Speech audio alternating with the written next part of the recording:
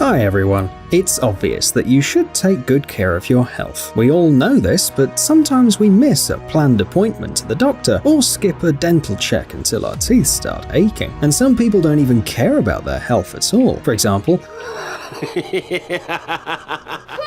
Hey, chill, I'm on the phone. they don't mind using medical or cosmetic services offered right on the street. It's fast, cheap, and effective, so why not? Believe us, the consequences can be disastrous. In this video, we will show you how some people capitalize on poor medical services and explain why you should avoid them. Let's get it on.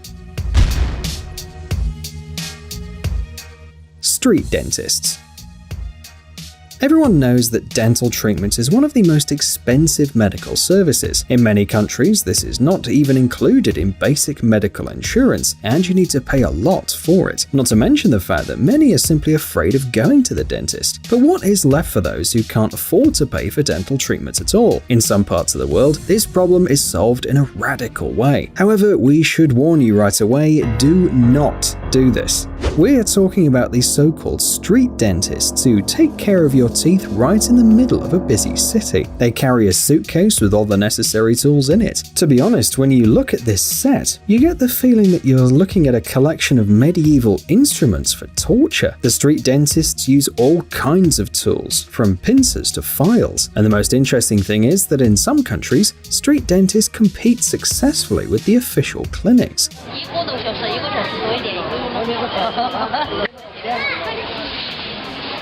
But why is a visit to such a specialist so dangerous? Well, for starters, they often put dental bridges, crowns, and medicines right on the ground, separated from the dust only by a thin tablecloth. Street dentists do provide some degree of disinfection with a special liquid for tools and hands. However, urban dust, dirt, and insects in particularly hot countries make one doubt its effectiveness, and patients often lose consciousness from pain. The quality of the anesthesia also leaves much to be desired. In such conditions, a person can become infected with many dangerous diseases too. For example, hepatitis C or B, which often happens when the dentists are using non-sterile medical instruments. And given that during the first months these diseases can be asymptomatic, the disease can become chronic. This can in turn lead to cirrhosis of the liver and cancer. Street tattoos.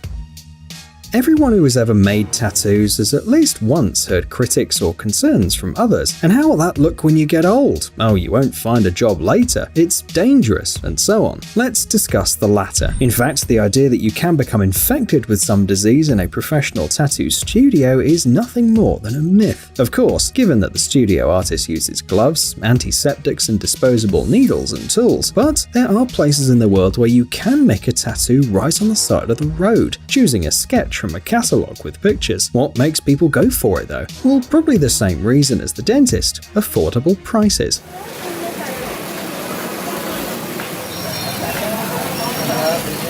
After all, tattoos are cool, and you have to pay a lot of money for a session with a good master. Also, some tourists who are looking for extreme experiences sometimes come to such places. But what diseases can you contract in such a place? For example, again, hepatitis type C or B. And in addition, if the conditions are not sterile, tattooing can lead to sepsis, allergic reactions, and even syphilis. Street manicure. Manicures and pedicures are an important matter, but there's not always enough time for this. In many countries, the problem is solved by putting express salons in shopping centers. You can drop in here quickly and without any appointment. What could be easier? But there is also a much more dangerous option. Some believe that there is nothing wrong with providing services right on the street. We believe that there's no need to clarify the obvious. A session with such a master can result in a whole bunch of infections, from cutaneous fungus to hepatitis.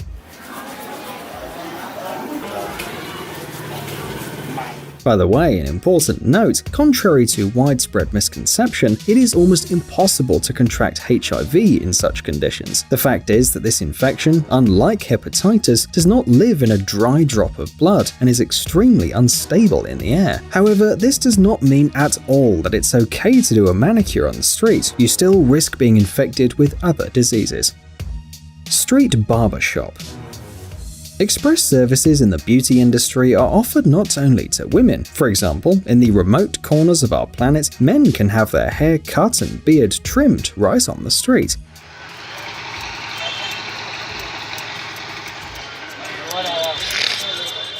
right around the corner where cars lift clouds of dust into the air and locals take cows on a leash, not to mention instruments that are hardly sterilized properly. So what? Some people might think. It's just a haircut, but you've probably heard that sharing your comb with strangers is not a good idea, and the tools of the street barbers apparently are not disposable, meaning that they may contain pathogenic fungi and eggs of parasites. In addition, street barbers interact with skin and sharp objects too, for example when shaving their clients. One cut is enough to increase the risk of contracting many infectious diseases mentioned earlier.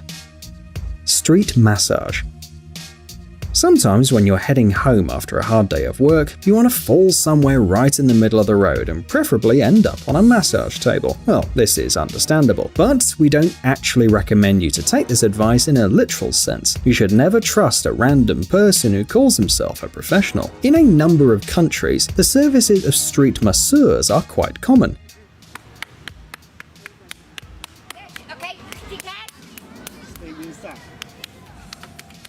Needless to say, even if you are tempted to try this type of massage, better stay away from it. And we're not even talking about the risk of infections, but rather about possible injuries. A person who is not a professional can damage your nervous and muscle tissues, and even cause inflammatory processes, not to mention the terrible pain in both the vertebrae and in the internal organs.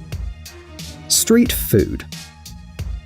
The concept of street food has always been popular in less developed countries, but today it's becoming quite trendy all around the world. Restaurants that you can quickly drop into on your way from one meeting to another and enjoy a hearty lunch for an affordable price have a certain allure. Both locals and tourists flock there, regardless of the city or country. But are these places as safe as they seem? The answer is clear. Of course not. On the one hand, street food provides customers with more openness than a regular restaurant. Unlike a fancy restaurant, a client can see how the food is cooked with his own eyes. But cooking and serving is only a small part of the production. You can never be too sure which products the food was made from, how long ago the oil was changed, and what did they do with the semi-finished goods before cooking them. You have to admit that you probably wouldn't like to taste tortillas made from the dough kneaded this way. We know we wouldn't.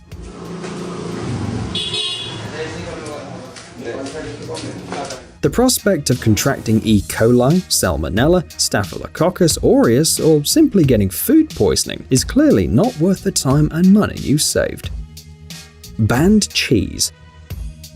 While we're on the topic of food, we wanted to tell you about one unusual product, but we would definitely not advise you try it. Although the inhabitants of one Mediterranean island apparently like it a lot, we are talking about cheese, a product that's considered an integral part of many national cuisines. Yes, of course, some types of cheese have an unusual taste, but there's nothing extreme about them. But this delicacy is truly unique. It is worshipped at home and feared by travelers, maybe for the exception of the most daring people. We are talking about kasumatsu cheese, which is made from sheep milk. At first glance, it just looks like ordinary pecorino cheese, but it has one secret ingredient. If you are eating something at the moment, we'd recommend you to put your food down for a sec. The secret of making kasumatsu lies in the live larvae of the cheese fly, which bring the product to a state of decay and make it soft. Yeah, this is not just some harmless door blue cheese. Usually, people eat kasumatsu with all of its contents, without removing the larvae after the fermentation process. And if they do remove them, it's simply because of safety reasons. These creatures can jump up to 15 centimeters high, so people who've never actually tried this before are usually advised to protect their eyes with some kind of device. Well, or at least not to bend over the dish. Eating Sardinian cheese is not dangerous only because of the larvae. The biggest risk is a possible infection. In general, the average human stomach is able to digest larvae,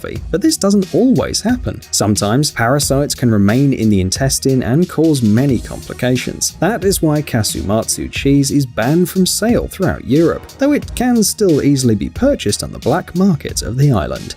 Hey, stop being lazy, it's time to use that brain of yours. Welcome to Brain Time. Incredible facts from the past, the present, and even the future. The power of nature and wild animals, amazing facts and unsolved mysteries.